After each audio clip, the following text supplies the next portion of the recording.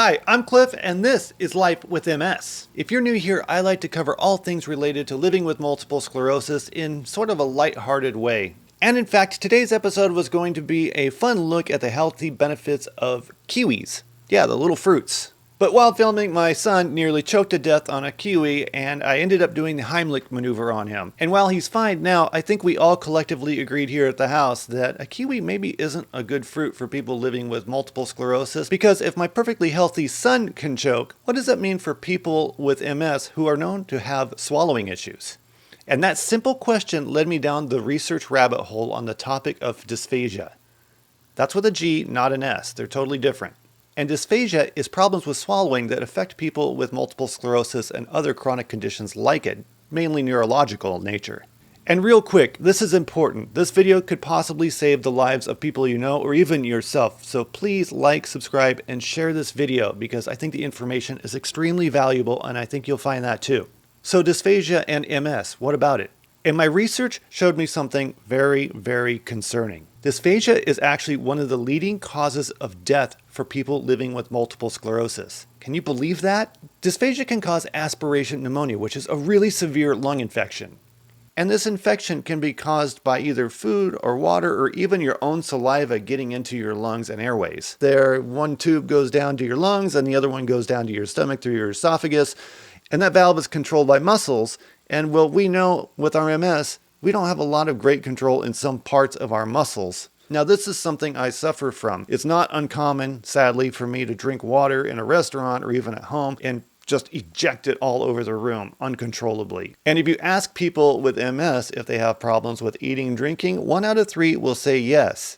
And I would say it's more than that, but that's what the studies say. Okay, so 1 out of 3, that's a pretty big number, but I don't think that really shows the true scale of the problem. And the reason for that is it's completely self-reported. So you could be experiencing, you don't know what it is, and so you wouldn't report it as dysphagia. You might report it as something else or not report it at all. And just based on my experience with the MS community, a lot of us deal with this. And like I said, it's got to be more than 1 out of 3. So why does this happen? Well, it's basically because of the specific type of damage MS does to our central nervous system. Again, not a doctor, I'm just showing you what I found in the studies. We think of swallowing as something that's pretty simple, but it's not. It's a very complex system of functions that happens in the central nervous system that controls these muscles and valves. And the timing has to be spot on. So if there's any interruption in those electrical signals triggering those muscles, we're going to have issues. And that's where we, with MS, really excel, having issues. And one report I found said having lesions in the brainstem really affects the swallowing capability of that specific patient. And I actually do have a lesion in my brainstem, which affects my eyesight, but I guess now I can assume it definitely affects my swallowing because I do have dysphagia. And what happens is those signals get messed up and it screws up the automatic timing of the muscle reflexes. So it throws everything off and suddenly food and water go in a place they're not supposed to go. There's also evidence that disruptions in the cerebellum, like lesions and whatnot, could also cause problems with the muscle coordination. And the disruption in these critical nerve pathways weaken our muscle, not only function, but timing. And I'm not even going to talk about the loss of, I am. I'm going to talk about the loss of sensation. So one of the things is we also have a loss of sensation with that, right? So we really have all components working against us with multiple sclerosis and lining us up to choke.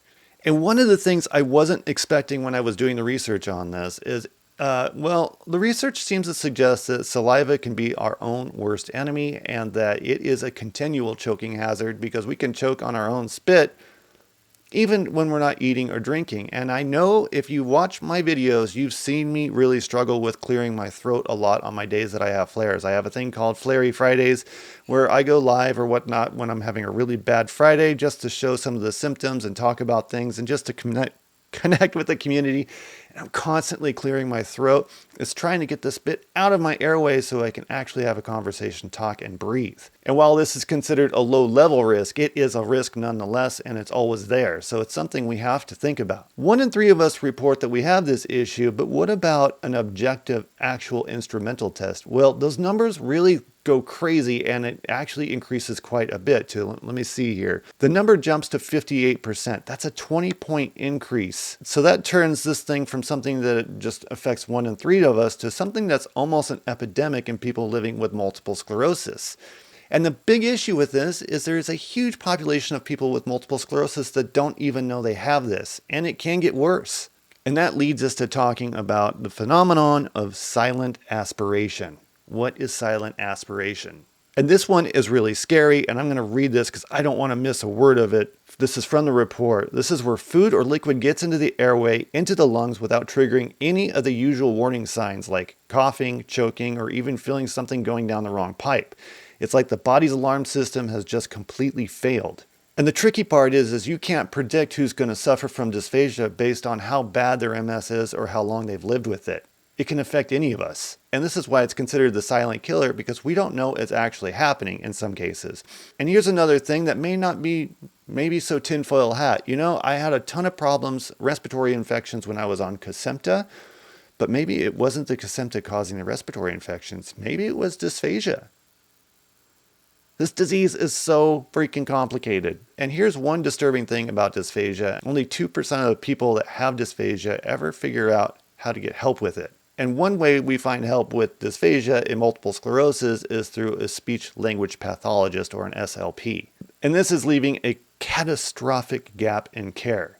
Not all hope is lost. It's not untreatable. There are things we can do about it to help manage it, but we have to know we have it, and we have to know where to go if we have it. So do we need a toolkit for this? Yes. Well, first we need a good diagnosis, right? And how does that happen? And it's not a simple bedside cough test. The gold standard is instrumental tests. One tool in the toolkit is a video fluoroscopy, which is like basically a motion picture x-ray where you can see the person swallowing, where the food's going, and what's happening with it. And another procedure uses a tiny camera that basically gives a clinician a front row seat of what's happening in your mouth and in your throat. The nice thing about this is with both of these, they can see exactly where the breakdown is happening and which muscle group is responsible for it. And once they've identified that, then an SLP can basically come up with a really good set of exercises and techniques and therapy sessions that can help strengthen and gain control over those muscles again. And then there's another clinical framework called and I'm going to read this, the International Dysphagia Diet Standardization Initiative, or the IDDSI.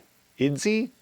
And this gives universal definitions for food textures and liquid densities. It's constructed to take the guesswork out of identifying safe meals. And then there are some medications that play a role, like I think there's a Botox kind of thing that helps with the muscle spasms. I don't know. Couldn't find too much about that, but I bet your neurologist would know all about it. So this whole thing is about maximizing the safe oral intake of foods. And while that sounds a bit odd, like everything with MS, it's just one more thing we have to manage to head off other potential disasters down the road. Look, I have sporadic swallowing issues, and I know a lot of people with MS do, and I never thought to bring it up with my neurologist because I seem like I have so many other pressing issues with MS that seem more important. And this brings me to my final thought. Given the enormous gap between what people report and the actual objective reality, and knowing that the risk is so often silent, it begs the question, should instrumental swallowing screenings be part of first-line care with multiple sclerosis? You know, kind of like part of the routine standard. I think it's time I talked to my neurologist about this because I didn't realize how dangerous it is to ignore the symptoms. And it looks like there's a couple of things we can do, starting off with speech pathology. And lastly, I'm going to leave you with this. Awareness around this topic seems to be very sparse. And so let's spread the love, share the knowledge, and subscribe, like, and share this video if you don't mind, so other people know that this is something that could be happening to them or someone they love. And please find the energy and make the time to go out there and attend these CPR courses, these first aid courses. The Red Cross has them. They don't take much to attend. They're actually kind of fun. And the skills you'll learn in them could actually save your life or someone else's. Comment below. I love you guys. I will talk to you soon. I'm Cliff. This is Life with MS. And for now, I'm not going to get all choked up. I had to do it. I had to be cheesy. I'm sorry. Bye.